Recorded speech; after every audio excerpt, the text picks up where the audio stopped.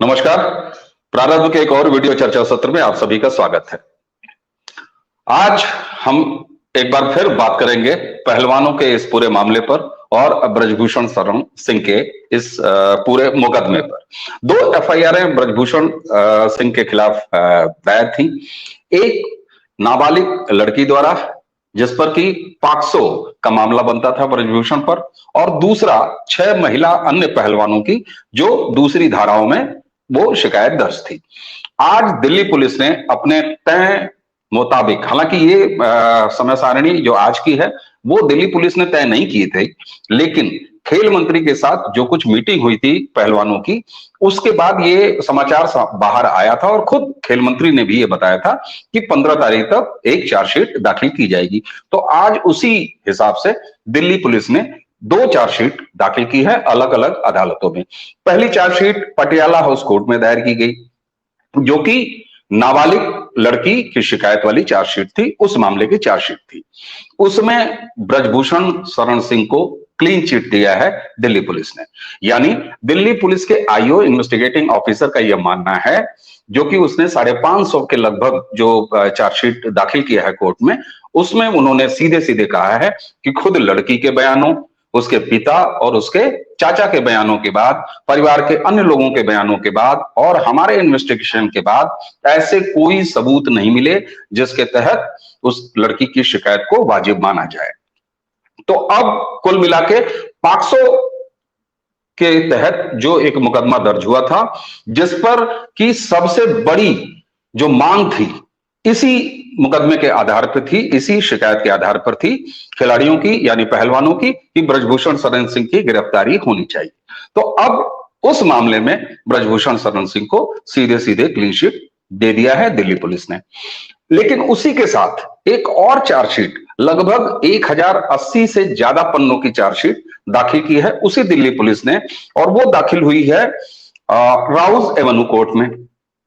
2 FIR थी, तो दूसरे एफआईआर के एवज में, यानी उसके तहत ये चार्जशीट दिल्ली पुलिस ने दाखिल किया है राउज एवेन्यू कोर्ट में। उसमें 6 महिला पहलवानों ने शिकायत की थी ब्रजभूषण सिंह के खिलाफ। उस मामले में दिल्ली पुलिस ने जो चार्जशीट दाखिल की है, उसमें उन्होंने ये तो साफ तौर पर कहा है कि केवल ये मौखिक आरोप जो लगाए हैं 6 महिला पहलवानों ने, उसके आधार पर हम ये एक प्राइमरी चार्जशीट दाखिल कर रहे हैं। साथ में दिल्ली पुलिस ने यह भी कहा है कि हम इसकी एक डिटेल्ड या सप्लीमेंट्री चार्जशीट भी दाखिल करेंगे। क्यों? क्योंकि इन 6 महिला पहलवानों द्वारा जो शिकायत उसमें दर्ज कराई गई है, उसके दायरे में न सिर्फ भारत बल्कि देश में, बल्कि विदेशों में, यहां तक कि टोक्यो तक में हुए आयोजनों के दौरान उनकी ऐसी शिकायतें दर्ज हैं। तो इसलिए जांच का दायरा बहुत बड़ा है।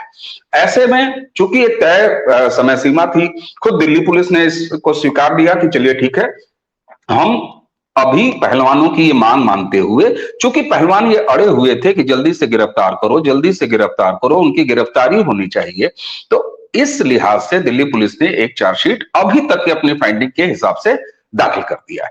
अब हम आपको बताते हैं कि जो राउज एवेन्यू कोर्ट में 6 महिला पहलवानों की शिकायत पर जो चार्जशीट दाखिल किया है दिल्ली पुलिस ने, उसमें कौन कौन सी ऐसी धाराएं हैं जिनको की उल्लेख किया है दिल्ली पुलिस ने अपनी चार्जशीट में। पहली धारा है धारा 354, आईपीसी की धारा 354। आईपीसी की धारा 354 महिला अधिकारों की सुरक्षा के लिए बना हुआ कानून है आईपीसी में, जिसमें किसी की मर्यादा को ठेस पहुंचाने का आरोप लगाया जाता है। तो पहला तो ये आईपीसी की धारा है। दूसरी धारा जो उनके ऊपर लगाई गई है वो है 354A। 354A में जो इसके परिभाषा है, उसके दायरे में आता है किसी को, यानी किसी महिला को अनुचित ढंग से छूना, अनुचित ढंग से छूना, छूने का प्रयास करना या छू लेना, तो ये इसके दायरे में आता है। तीसरी जो धारा लगाई गई है वो है 354D। 354D की धारा जो है एक बार फिर महिला अधिकारों की के संरक्षण के लिए है, और इसमें यह है कि किसी के मना करने पर भी या मना करने के बाद भी लगातार उसका पीछा करना, उसको ट्रैक करना या उससे फोन सीधे व्यक्तिगत रूप से संपर्क करने का प्रयास करना। तो ये 3 धाराएं कुल मिला के ब्रजभूषण शरण सिंह के ऊपर लगाई गई हैं, अपनी चार्जशीट में लगाई है दिल्ली पुलिस ने। साथ ही दिल्ली पुलिस ने एक बार फिर मैं कहूंगा कि ये जरूर कहा है कि कोई बहुत ठोस सबूत अभी तक हमको नहीं मिले हैं, लेकिन चूंकि एफआईआर में ये शिकायतें दर्ज हैं, हमें इसकी और डिटेल इन्वेस्टिगेशन करना है। फिलहाल हम ये चार्जशीट आदरणीय सम्मानित माननीय कोर्ट के सामने प्रस्तुत कर रहे हैं। अब आइए जान लेते हैं कि अगर चार्जशीट में ये धाराएं हैं और आगे इसको कोर्ट एक्सेप्ट कर लेती है, इसी पर अगर चार्जेस फ्रेम हो ब्रजभूषण शरण सिंह के ऊपर अदालत में, तो क्या क्या मामले बन सकते हैं, क्या क्या सजाएं हो सकती हैं, किन सजाओं का प्रावधान है इन तीनों धाराओं में। 354 में, जो कि किसी की मर्यादा को ठेस पहुंचाने का मामला है, उसमें 1 साल की मिनिमम सजा, यानी कम से कम 1 साल और अधिक से अधिक 5 साल की सजा हो सकती है इस धारा में। 354A की अगर बात करें तो इस धारा में थोड़ी सी सीरियसनेस है, थोड़ी सी गंभीरता है। यह धारा है जिसमें किसी को किसी के अनुचित तरीके पे उसको शर्मिंदा करना और उसको छूना। इस धारा में 1 से 3 साल की सजा जरूर है, यानी सजा तो कम है। पिछली धारा में 1 से 5 साल की सजा है, इसमें धारा कम, इस धारा में सजा तो कम है, लेकिन इसमें जो महत्वपूर्ण बात है कि एक बार अगर ये सजा, ये आरोप किसी पर तय हो जाता है, ये अगर चार्जेस फ्रेम हो जाते हैं और आरोप सिद्ध हो जाता है, यानी दोष सिद्ध हो जाता है, तो उसके बीच में, यानी मुकदमा लड़ने के दौरान, इसको किसी भी तरीके से शिकायत को वापस नहीं लिया जा सकता, यानी कि इसमें कोई समझौता नहीं किया जा सकता। समझौता जो आरोप लगाने वाला है वो कतई नहीं कर सकता। ये मुकदमा एक बार दर्ज हो गया, अदालत में चार्जेस फ्रेम हो गए, तो फिर उस पर बहस चलेगी, सबूतों के आधार पर जो भी फैसला देना होगा कोर्ट को वो समय पर देगी। अब आते हैं 354D में। 354D, जो कि किसी के मना करने के बाद भी उसका पीछा करना, उसको ट्रैक करना, उससे संपर्क साधने की कोशिश करना, इस मामले में 3 साल की सजा और जुर्माना दोनों हो सकते हैं। इसी के साथ 354A में एक बात और भी है, जिसको लेकर कि मुझे पता है और आप सभी को पता है कि बहुत सारे लोग इसको लेके बहुत ज्यादा शोर मचाने वाले हैं, क्योंकि पहली ही मूल मांग थी कि गिरफ्तार करो। उन्हें लगता था कि पॉक्सो के मामले में तो इनकी गिरफ्तारी श्योर है ब्रजभूषण की, इसलिए वो उसको ज्यादा आगे बढ़ा रहे थे। अब चूंकि उसमें एफआईआर रद्द करने की चार्जशीट दाखिल कर दिया है कोर्ट ने, तो अब इस मामले में 354 में एक तकनीकी बात है। इसमें यह है कि पुलिस अगर चाहे तो आरोपी को, ऐसा व्यक्ति जिसके ऊपर 354A का चार्जशीट दाखिल है, उसको अगर पुलिस चाहे तो गिरफ्तार कर सकती है। हालांकि ये नॉन अवेलेबल नहीं है, गैर जमानती धारा नहीं है, लेकिन इसमें यह प्रोविजन है, चूंकि यह चारित्रिक उससे जुड़ा हुआ है, इसलिए इसमें यह प्रोविजन है। इसी प्रोविजन पर अब जो हो हल्ला होगा वो होगा निश्चित रूप से, लेकिन आधिकारिक रूप से ये कह रही है, ये मान रही है कि ब्रजभूषण सिंह को गिरफ्तार करने जैसी कोई आवश्यकता नहीं है। इस केस में अच्छा गिरफ्तारी क्यों की जाती है, क्यों ऐसा प्रोविजन है? प्रोविजन इसलिए है कि या तो आरोपी भाग खड़ा हो, कहीं फरार हो जाए, या पुलिस को सहयोग न करे, या सबूतों से छेड़छाड़ करे। दिल्ली पुलिस का यह कहना है इस चार्जशीट दाखिल होने के बाद कि इस धारा के तहत उनको गिरफ्तार करने की आवश्यकता इसलिए नहीं है कि वो कहीं भाग नहीं रहे हैं, वो लगातार सबके सामने मौजूद हैं। दिल्ली पुलिस भी जब उनको बुलाती है या बुलाएगी अब इसके बाद, तो भी वो मौजूद हैं या प्रस्तुत होते हैं। दूसरा, वो पूरी तरीके से जांच में सहयोग कर रहे हैं। तो इस तरीके से अगर ये कहा जाए कि आज एक दिन में ही अगर कहीं से खुशी मिली है ब्रजभूषण शरण सिंह को पॉक्सो वाले मामले में, तो कहीं थोड़ा सा गम भी हासिल हुआ है। लेकिन अब यहां पर जो विधिक मामला है उसमें यह है कि चार्जशीट दाखिल हुई, अब कोर्ट के ऊपर है दोनों चार्जशीट में। पॉक्सो वाले मामले में भी आप देखिए तो 6 जुलाई को तारीख तय हुई है अगली सुनवाई की।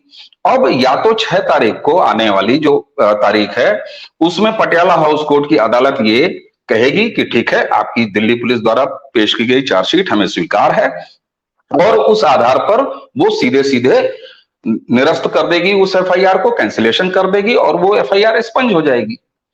लेकिन उसमें यह भी है कि अगर अदालत दिल्ली पुलिस के दाखिल चार्जशीट को से संतुष्ट नहीं है तो वो ये भी कह सकती है कि नहीं, अभी आपको और जांच करने की जरूरत है और आप जाइए, एक बार फिर जांच कीजिए और फिर दोबारा आइए। लेकिन इसमें चूंकि शुरुआती ही साक्ष्य मौजूद नहीं है, इसलिए इसकी संभावना बेहद कम हो जाती है। यहां दूसरे एफआईआर में भी यही स्थिति है। दूसरे एफआईआर में अब देखिए, उसके ठीक उलट स्थिति भी हो सकती है। किसी आरोपी पर दाखिल चार्जशीट में अगर अदालत को यह लगता है कि कुछ जरूरत से ज्यादा कड़ा चार्जशीट दाखिल कर दिया गया है बिना सबूतों के, तो वो ये भी कह सकती है कि नहीं, हम इस चार्जशीट को आपके नहीं मानते हैं। आपने अगर एक साथ ये भी कहा है कि पर्याप्त सबूत नहीं है, सब मामला जबानी जमा खर्च है, तो फिर आप ये धाराएं क्यों लगा रहे हैं आरोपी पे? तो यह जो कुछ भी होगा अब पूरी तरीके से अदालत के पाले में है। हमारे देश की अदालतें किस तरीके से अपना काम करती हैं वो हम सबको मालूम है, हम सबको विश्वास भी है उसी तरीके पर।